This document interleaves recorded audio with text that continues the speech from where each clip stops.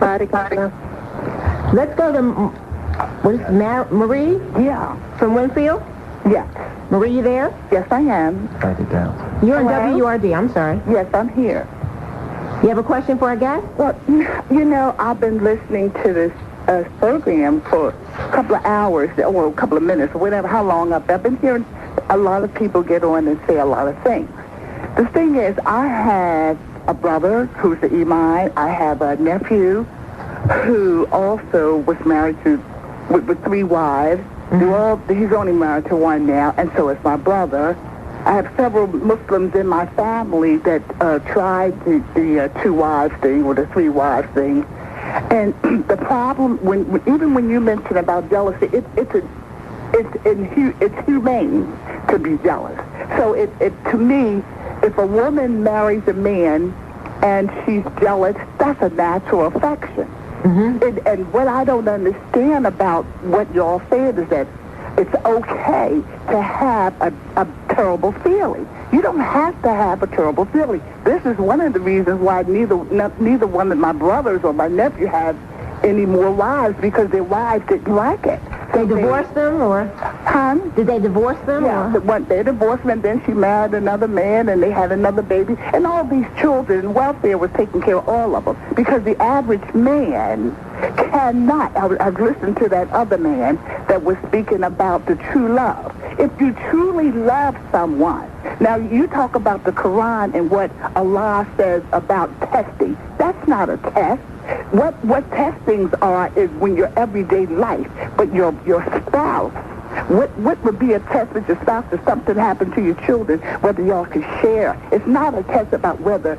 And your evidence for those statements is what? And your evidence for those statements is what? The first problem... Let me finish what I called to say, because I'm a caller. Right. Okay, listen. No, I don't want to listen. Listen, hold on. Cut off, man. Now, when you... Because the bottom line is this. You can't... No, you don't raise your voice telling me... It doesn't matter. I have a right to say what I want to say. Now, the bottom line is you...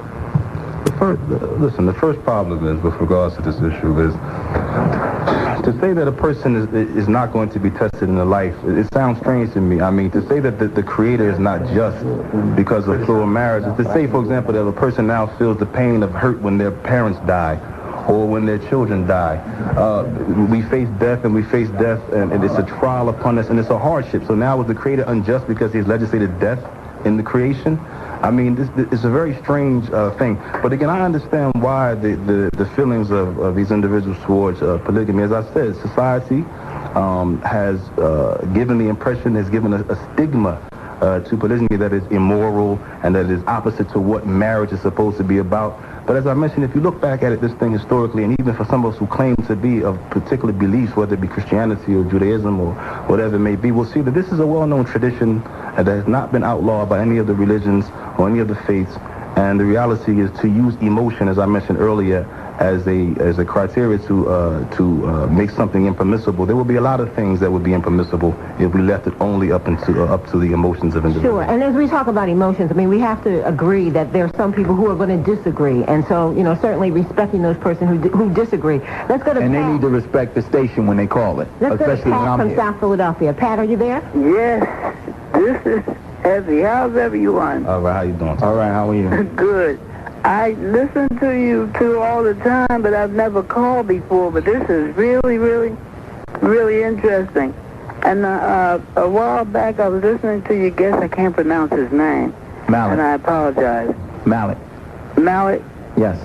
And I was listening to you when you were talking about Muslims can have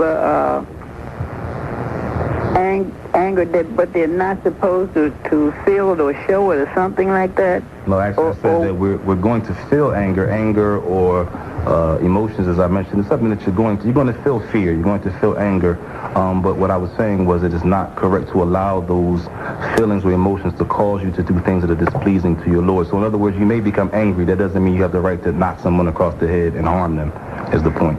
And then I think you said something about if you had a funeral or whatever, or if you lose a loved one, you're not supposed to cry? No, you're not supposed. Again, you're not supposed to wail and scream and pull your hair out and the things like this is undignified and impermissible in our faith. Rather, the prophet said, yes, the eyes shed tears and the heart feels sorrow. Yes, you're going to be sad and you're going to cry, but you're not supposed to do those outward acts that I had mentioned of wailing and striking at one's chest and pulling one's hair out and the likes of these.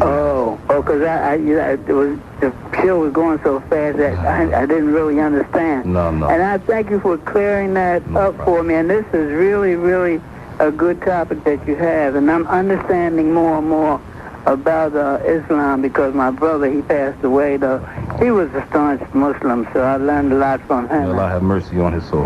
Thank you, Pat. We certainly appreciate your call. And last but not least, Khalil Ali from South Philadelphia. Assalamu alaikum. Wa alaikum salam wa rahmatullah. A great show. I think what needs to happen in Islam is that we need to have the people with the knowledge of the religion, and we need to also include Muslims who are aware of the cultural, political, and social norms here in the West, and really, you know, those people bring a situation to the scholars so that we can clearly define using things within the culture to help explain these things better. Because a lot of times we rely on the people in the East who really don't know how we came up. And I think one of the things, I work in law enforcement, and Brother Shabazz can bear witness. A lot of times the brothers that we see going back and forth to jail, they are in 4, 5, 6 families, where you have people who are being productive, trying to do the right thing, are in one family. And what happens is if you have 6 dysfunctional families to every one functional family, eventually what's going to happen? And a lot of times when a lot of sisters hear that explanation, they begin to then look at their society and can see the wisdom based in their life. Allah's wisdom based in their life as opposed to someone else's life.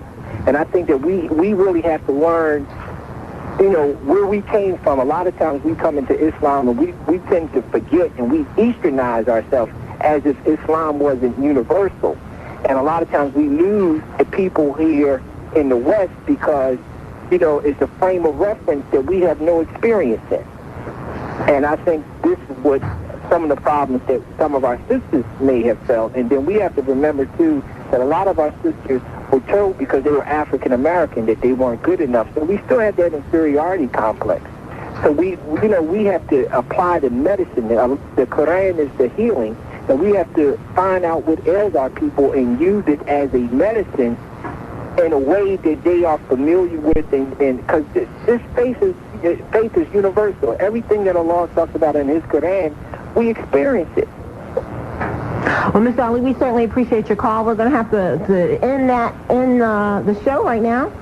But thank you so much for your call and your sentiments. Want to thank your guest. Absolutely. Want to thank Sister Anissa, who has been so kind to join us all the way from upstate New York. And we want to thank our brother, Abul-Hasan Maalik, for the insight that they've given. And want to thank the callers, even the caller that you attacked. No, I didn't attack. She tried to attack. Talking about she's a caller and she's more important. I don't know. On somebody else's show she may be more important, but she ain't more important on this show. We want to encourage calls, but we want to encourage respect from the host as well as respect from the callers. And just because you talk loud don't mean what you got to say is the truth. And until next week, I just want to thank you for organizing, pulling all this together, because this was very important for us, for our listeners. Thank you so much for listening to The Pulse. We'll be back next week.